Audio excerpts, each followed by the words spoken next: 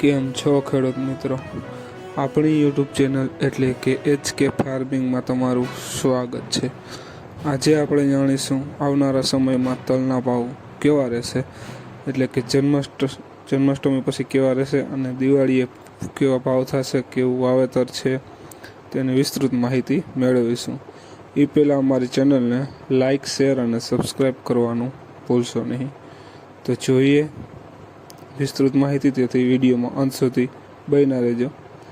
છેલ્લા 3 વર્ષથી સફેદ તલ બજાર પર નજર કરીએ તો ભાવ તળિયે જઈને બેઠા છે. વિદેશની માર્કેટમાં ભારતીય સફેદ તલની મોનોપોલી તૂટી રહી છે.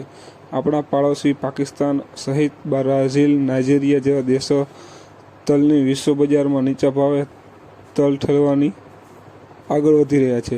હજુ 2 વર્ષ પડેલા ઉનાળુ તલની નજર પીઠમાં 3500 રૂપિયાને ટચ થઈ જાય છે, તે આજે ઘટીને અડધી સપાટીએ પહોંચી ગયા છે.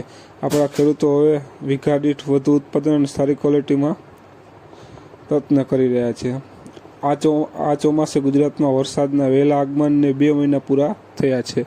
સફેદ તલ કે કાળા તલની બજારો સામાન્ય વધઘટે ઠેર ઠેરની પડી છે. સૌરાષ્ટ્ર વિસ્તારમાં વાવણીનું 100% કામ પૂર્ણ થઈ ચૂક્યું છે, પણ ઉત્તર ગુજરાત સતત વરસાદને લીધે વાવણીમાં મોડું પાછળ રહી જાય છે. જોકે ત્યાં હવે છેલ્લા એરંડાના વાવેતર પણ પૂરા કરવામાં આવ્યા છે, એટલે કે સફેદ તલનું વાવેતર પણ ઓછું છે. ચોમાસું છેલ્લા 5 વર્ષના પાછતરા વરસાદમાં પણ ચોમાસું તલ સફળ રીતે ન લઈ શકવાથી ખેડૂતોએ ખરીફ તલ વાવેતરને હાંસિયામાં ધકેલી દીધું છે. જેથી તલનું વાવેતર કરવા ઈચ્છુક ખેડૂતો ઉનાળુ તલ વાવેતર કરવામાં આવે છે.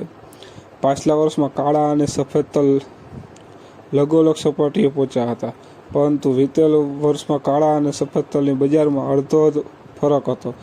જેથી ઉનાળુ અને આ ચોમાસું સિઝન દરમિયાન ફરી એક વખત કાળા તલ ખેતરોમાં છૂટક દેખાઈ રહ્યા છે. એટલે કે કાળા તલના ભાવ પણ સારા હતા અને સફેદ તલના તો એનાથી અડધા જ ભાવ હતા. એટલે એ રીતે ભાવની અભાવે ખેડૂત મિત્રો પણ હવે વાવવાનું ટાળી રહ્યા છે. આવા જ વિડીયો જોવા અમારી ચેનલને સબસ્ક્રાઈબ કરો.